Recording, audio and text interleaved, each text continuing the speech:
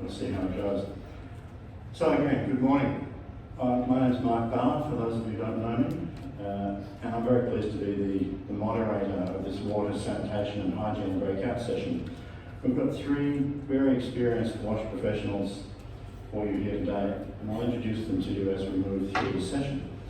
We'll be exploring two critical components of any successful wash project: community needs and behaviour change. So a few days ago, I recorded a conversation with Erica Gwynn, our first panellist. Erica is the Area of Focus Manager for Water, Sanitation and Hygiene at Rotary International Head Office in Chicago. She has a master's degree in toxicology and environmental health from the University of Michigan, and was a Rotary International Ambassadorial Scholar during her student days. With no further ado, over to Erica.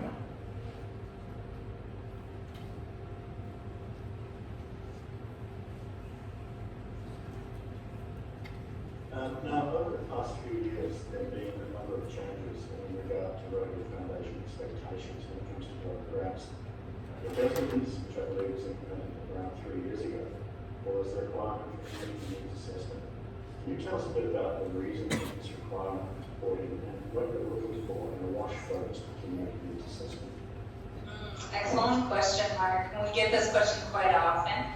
So if you think about it, Rotary really takes seriously how it invests the financial resources that are donated to the foundation from Rotarians like yourself and external investors.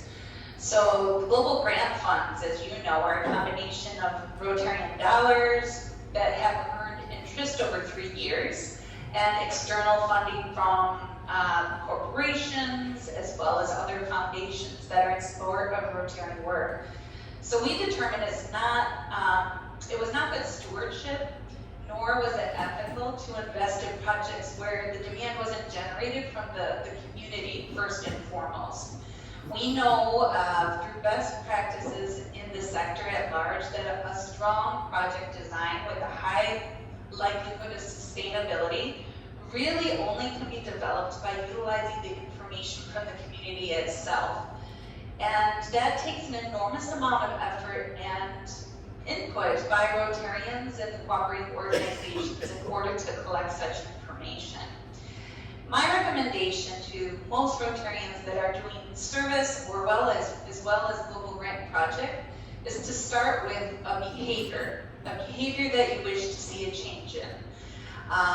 And the key for saying that is because I don't want Rotarians to be so infrastructure focused for water, sanitation, and hygiene projects. There's a lot of exploration that I would expect for a Rotarian club to do while they're on the ground, interacting and engaging with the community. This builds a lot of trust to this type of activity. Community assessments not only obtain the information that you're looking to attain, but it's also a means for the community to have an active voice from the very beginning of the project implementation. The key thing that we really want to do is to always be asking the question, why? Why are the circumstances the way they are within a community? What explains the conditions that you're observing and being told by the community at large? Why?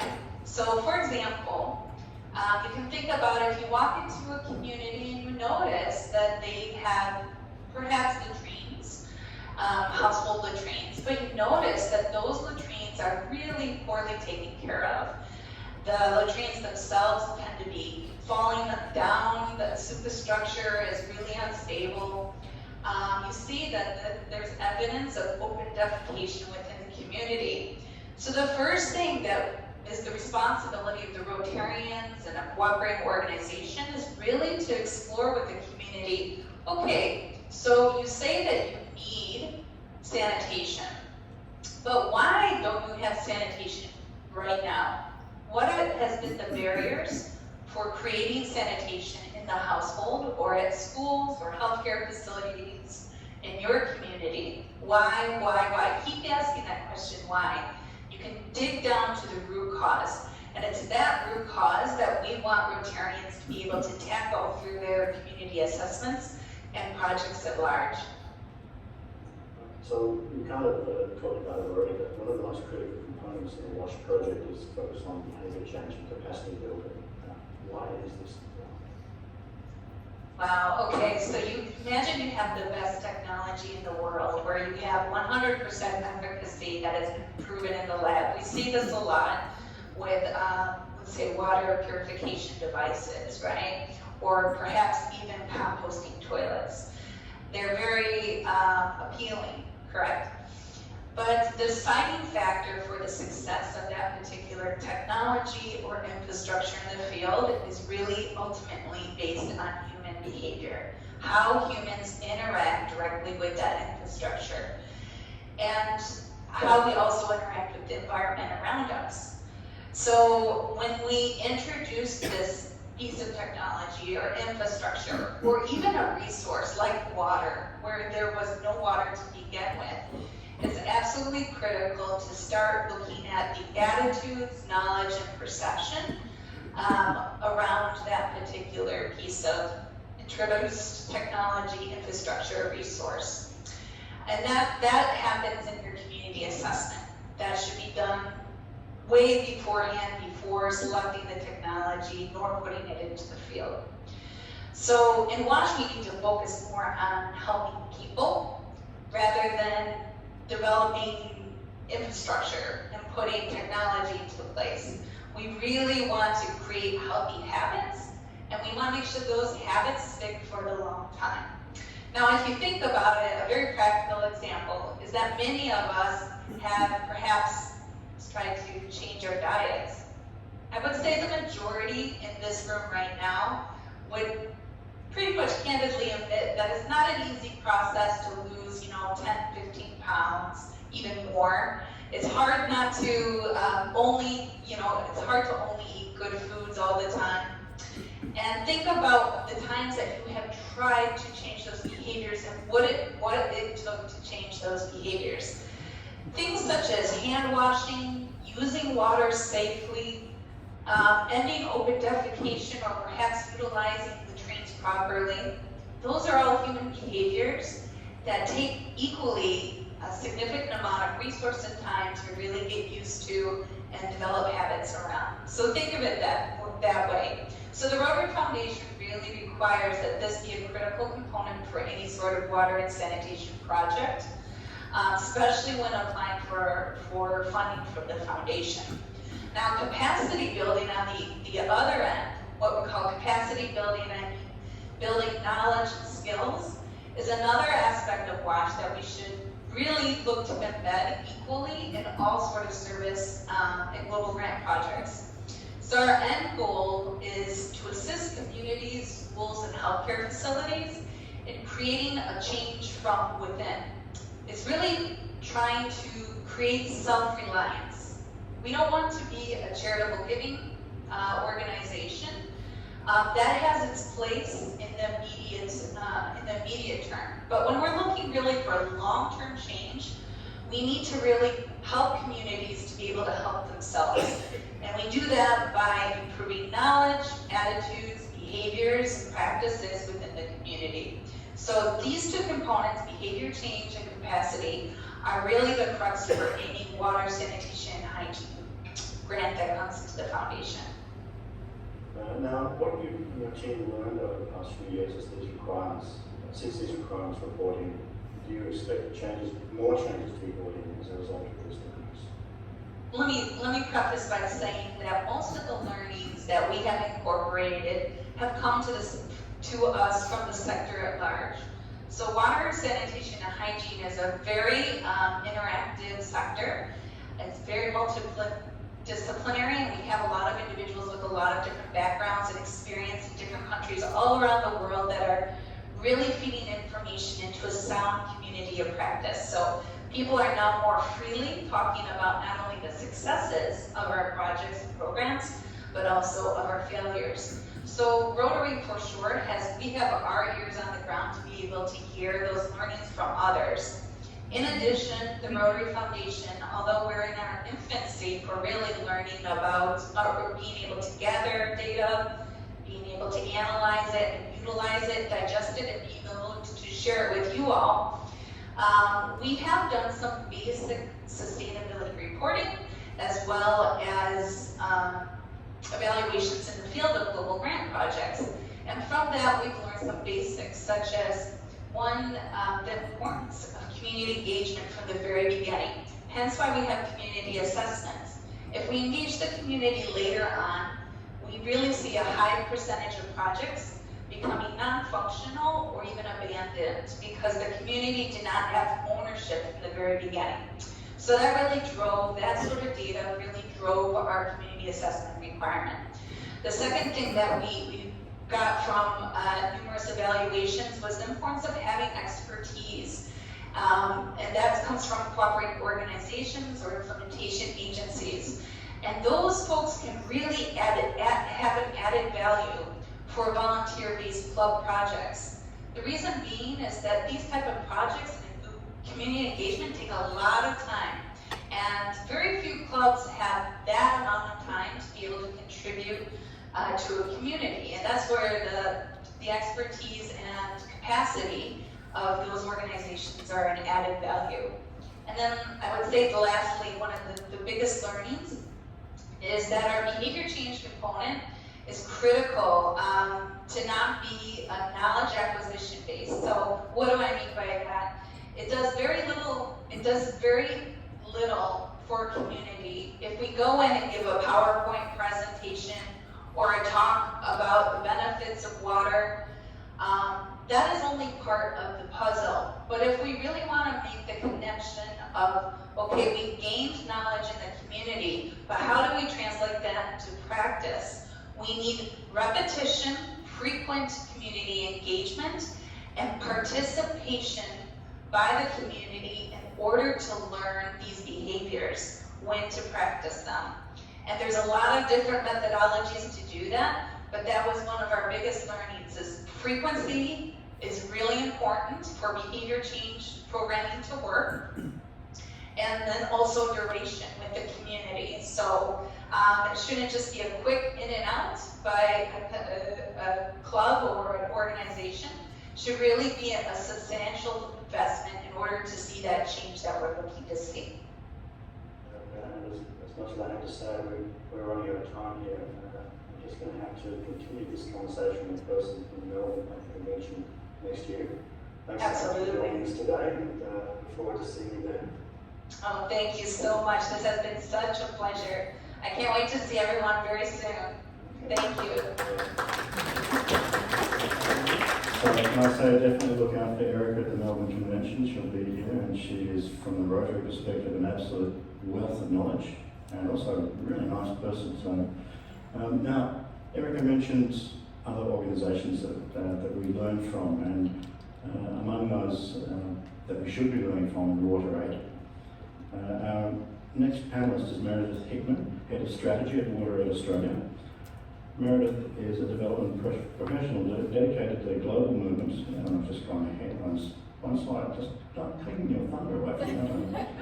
Yet the global movement for clean water, decent toilets, good hygiene for everyone, everywhere by 2030. She leads a team of technical experts and business development staff driving strategic direction of WaterAid's work in Southeast Asia and the Pacific. She holds a master's degree of international development from the Sydney University. Meredith, over to you.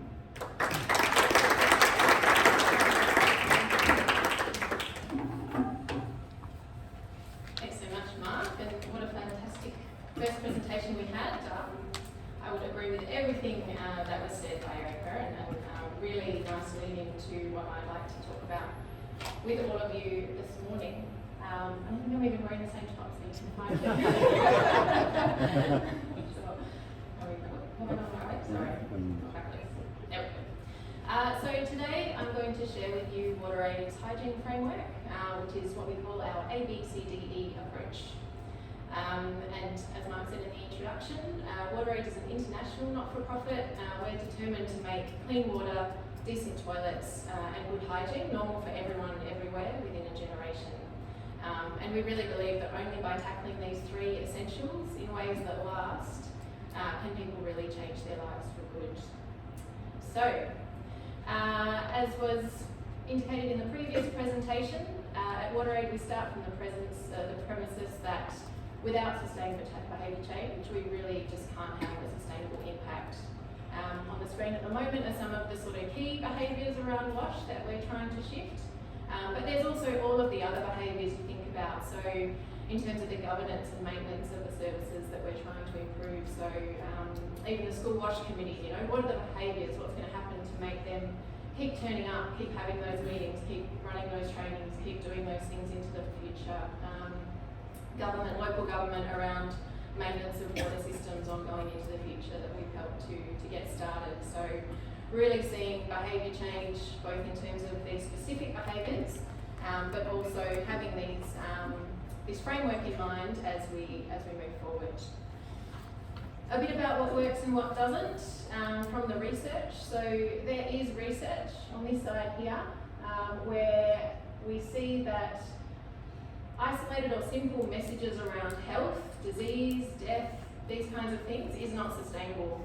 In a cholera outbreak, maybe with COVID recently, you might see an uptick in performance of that behaviour if you're just saying these are the right behaviours to do to keep you and your family safe. Here's a demonstration of how to wash your hands.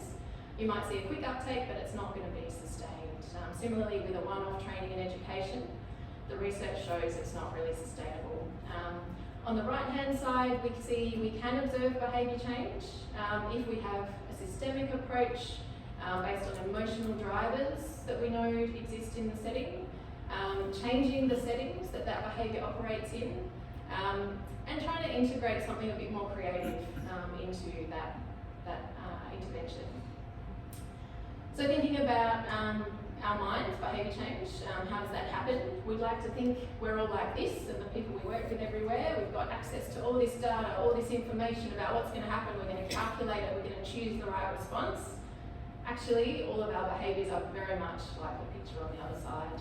And if you think about trying to shift that train, you're going to have to do a lot of work, and it's going to take a few people to try and shift the track that you're on with your behaviours every day. There's also what we call psychological mismatch, which I think Erica was pointing to as well. We think about, we know what's healthy, but we don't do it. So there's a psychological mismatch there, which we need to keep in mind. So that brings us to our ABCDE approach. So this is assess and build along the top. We create, we deliver, and we evaluate. And that intervention really takes into account what we think about as the behaviour setting that you can see in the middle there, across the environment, brain and body, and the behaviour. So how we do that? The first step, assess. We're really looking to determine what is known and unknown about the behaviours, the current behaviours, the desired behaviours, where we're working. So we have a long list of all these different parts of that setting, and these guidance questions, and we'll go through with a group internally in the beginning, maybe some stakeholders as well, to work out what's actually known currently about this behaviour within this setting, looking at those different criteria. Once we know the gaps, what's not known about those behaviours, what we couldn't work out, we then go into a build part of the approach. And this is usually what we call formative research. So that's where you're undertaking something a little bit more investigatory. There isn't information available, so there's broader methods to look more deeply at the setting, or start to try and test a few ideas that you think might change the behaviour before you actually finalise your design. Then the fun part, create. So you've got all your information about the behaviour setting, in the context specifically where you're working. You need this multidisciplinary team to be able to come up with a really great intervention that's going to change that behaviour. So you're talking about the promotion package, looking at the different social norms, or attitudes that exist in the area that you're working, and how you're really going to change that behaviour. What are the materials you're going to deliver, the activities, how frequent, that kind of thing. So that's your create stage. And then we deliver. So there's some sort of broad, high-level tips here that we found. Sometimes it's not possible. Resourcing is always key, or different settings and constraints. But generally, you want an intervention around behaviour change to be around a year at least. multiple interactions, as was said previously, so 4 to 6 at least. You want to try and reach 80% at least of the population where you're trying to change that behaviour. And try and limit the behaviour to trying to change. If you try and do too many behaviours, it's probably going to have less effectiveness. So that's a couple more tips there. And the pictures here are from a intervention that we've run through this approach with a research organisation in healthcare facilities in Cambodia. So Cambodia has made amazing strides in reducing maternal mortality during birth. But the neonatal mortality rate hasn't declined that much. So we were looking into what the reasons for that were. And there's really some gaps around the hand hygiene and other hygiene behaviours during the birthing process, and also in that couple of weeks, first weeks home with the family. So you can see we've disrupted the space. There's a bunch of other materials as well, but there's a similar look and feel through the training modules, through different materials that they have, where they're performing the behaviour, setting up different stations at key parts around the facility, and then also when the baby goes home, a few other things, these little beanies, very cute little outfits. It says something like, have you washed your hands, or make sure you're clean before you give me a cuddle, something like this. Talking about what works and what doesn't, and being open about that, we have seen it's looking like good results in the facility part.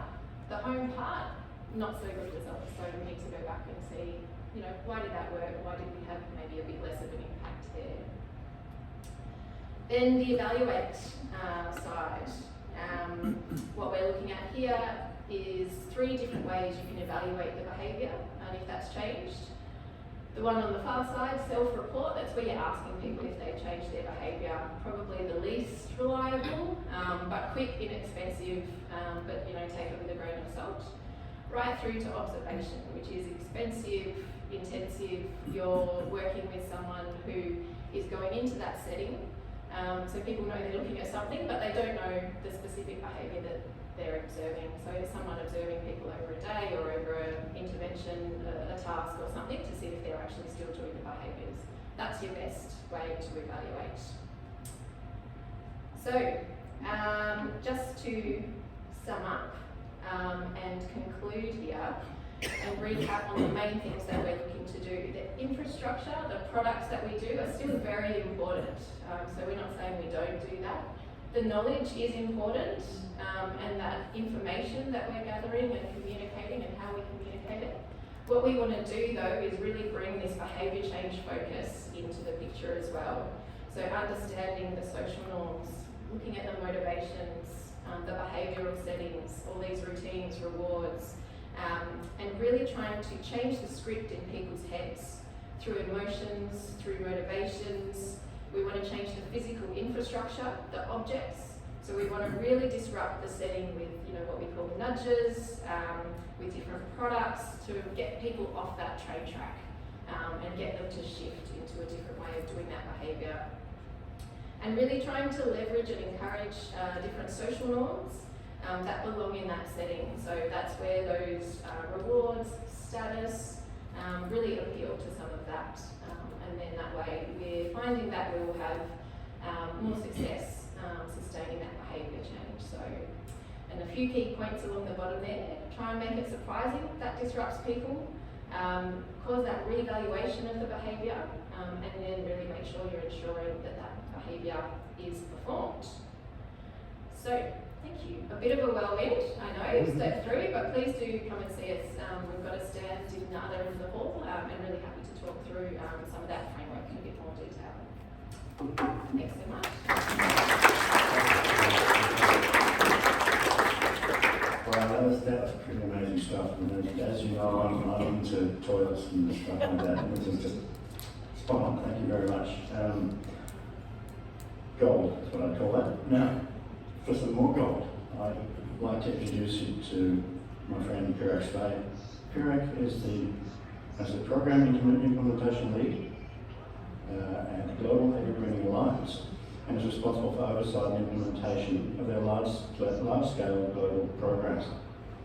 During his career and development, Pirak has worked with organisations such as International Needs Australia, Save the Children and World Vision, where he spent several years as the lead of their multi-million-dollar WASH program funded by DFAT. At International Needs Australia, he managed a community-led total sanitation and hygiene project in Ethiopia in partnership with the Rotary Club of Box Hill Central. And that project is still ongoing. Eric holds a master's degree in integrated water management from the University of Queensland. Eric, over to you. I think it's time to take this so short, I can go on for hours.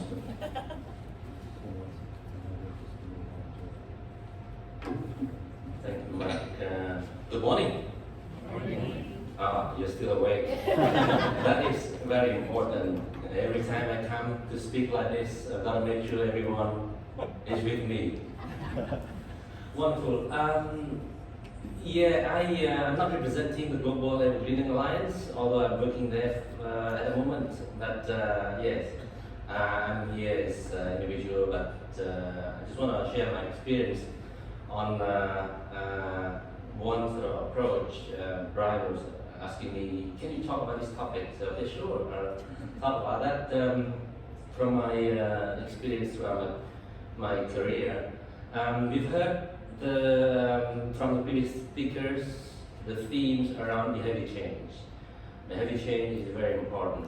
And next, the approach that I'm sharing with you is around igniting a change in sanitation behavior rather than constructing toilets. So I stick to toilets right now. All right, so the topic of my my presentation is accelerating sanitation progress. If you look at water sanitation, we have made good progress as far as water, and sanitation sort of falls far behind. So we really need to accelerate sanitation progress.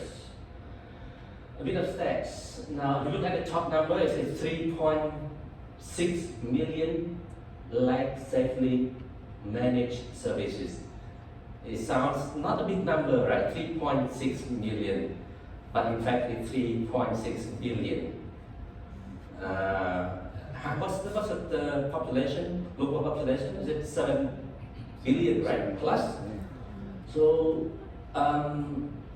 almost half of the population don't have access to safely managed services. So I put million there.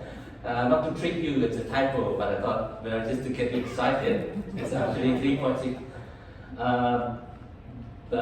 billion. So that means actually half of the room don't have access to toilet on the premises that can be accessed at any time.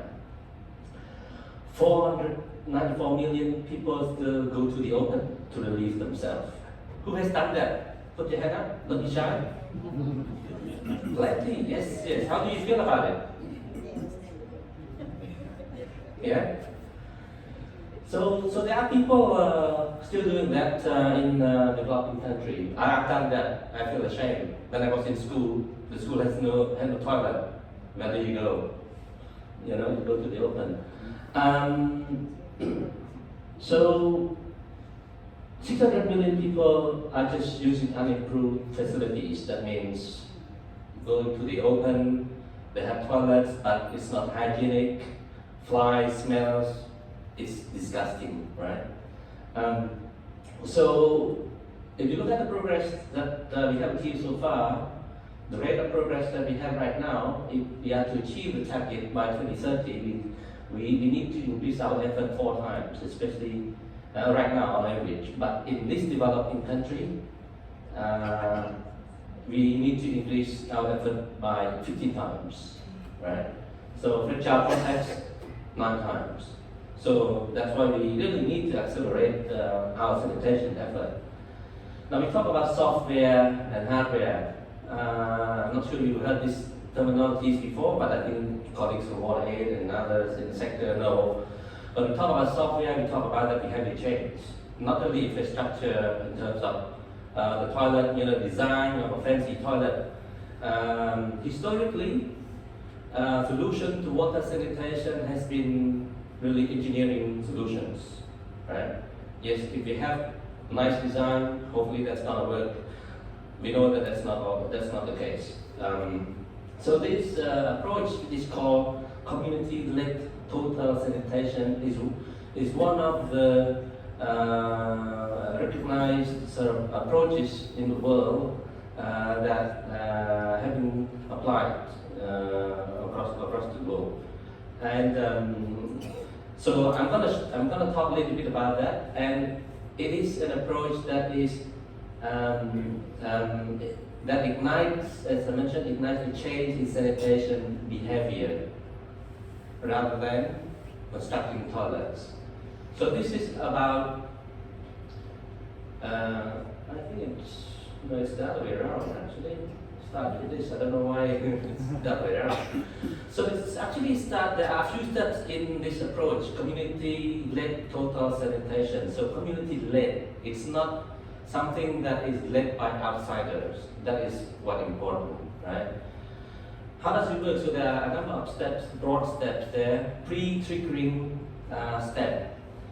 So pre-triggering step is a step where we go to select community, which community we want to work, which communities represent low-hanging fruit.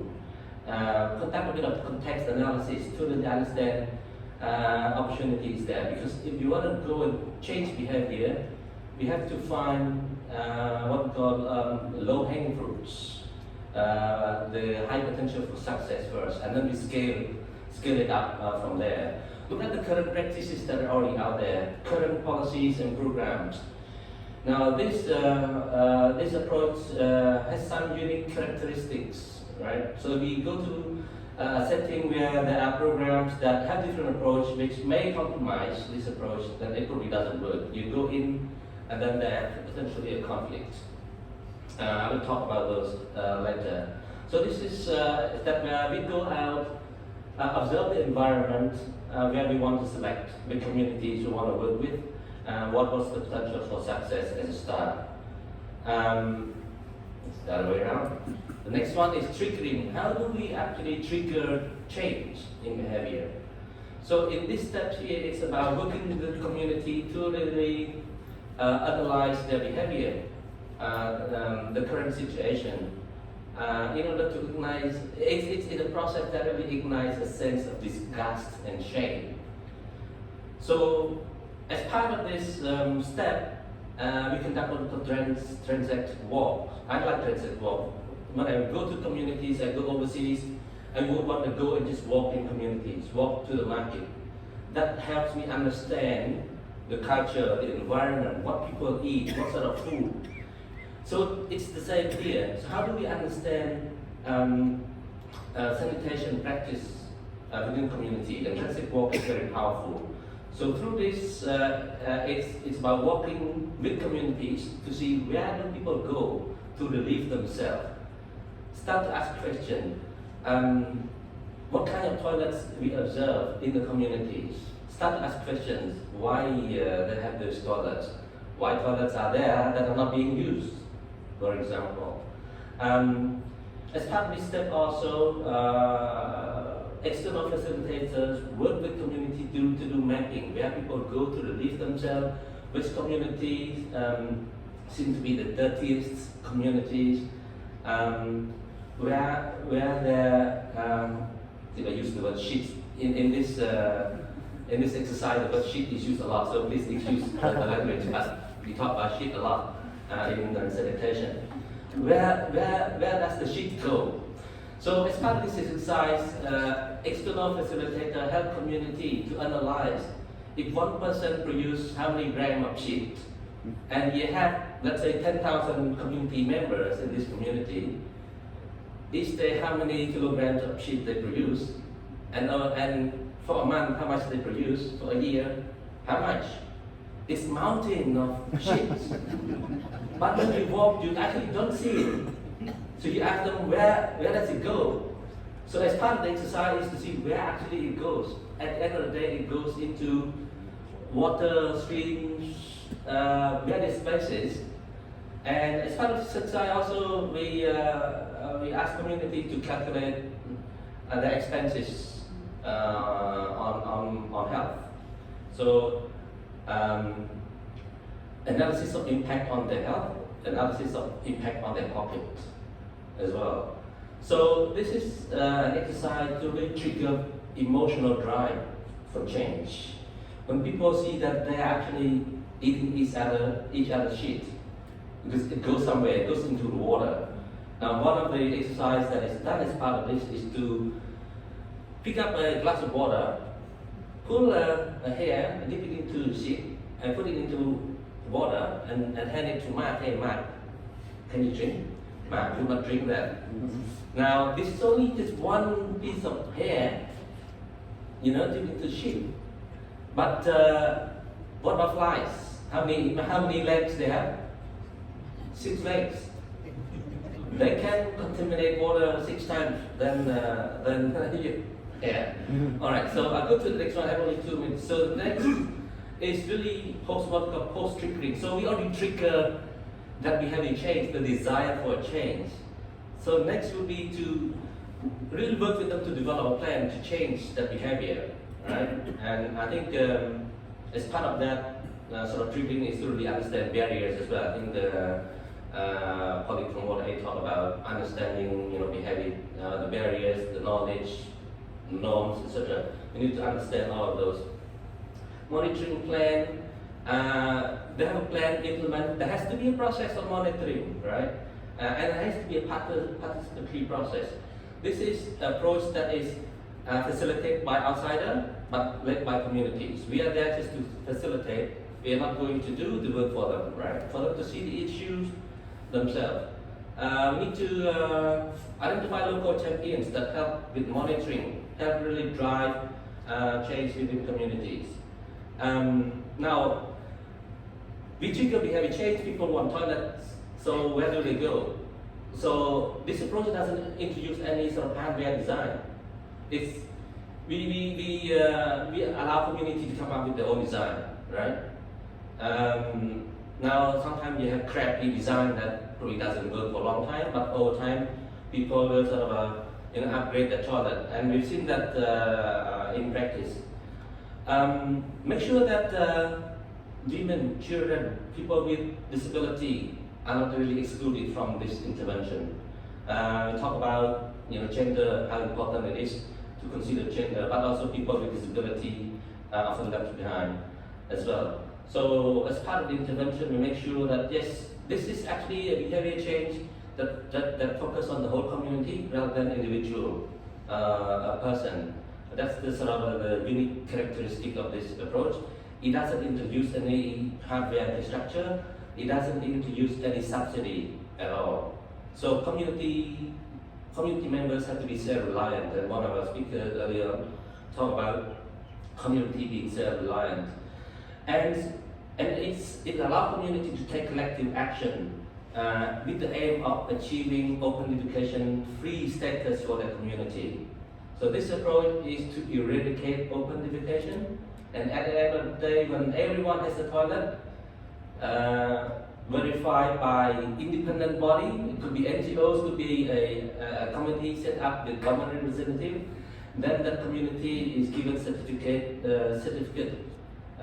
saying that your community is open defecation free, and that is in some contexts they are also providing reward. I know my time is up, but look at this lady, she already has a toilet, but through the approach she was able to sort of upgrade her toilet. So it helps people move up the what we call sanitation ladder as well. And next is scale up. Once we know that this works in one community, what lesson can we take and scale it up further?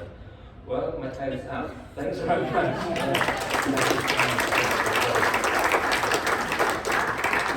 Like I said, your role.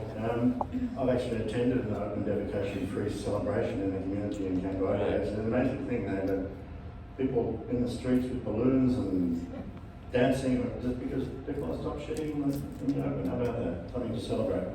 We've never thought of it here. It's very real. Can someone tell me what time it is? Because my phone's over there. 41.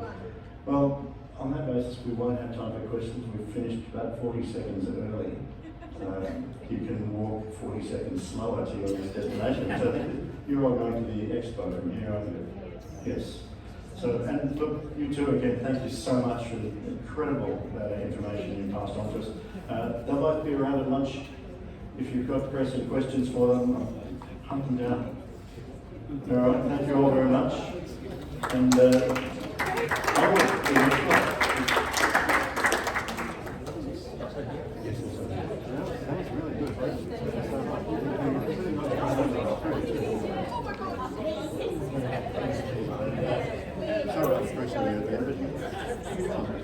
covered the same stuff.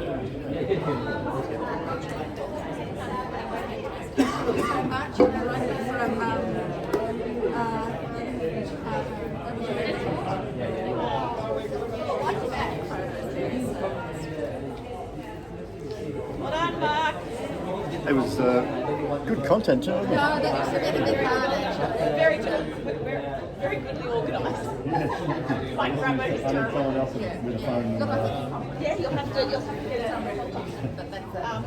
It might be I might have I'm going to stop that because that's now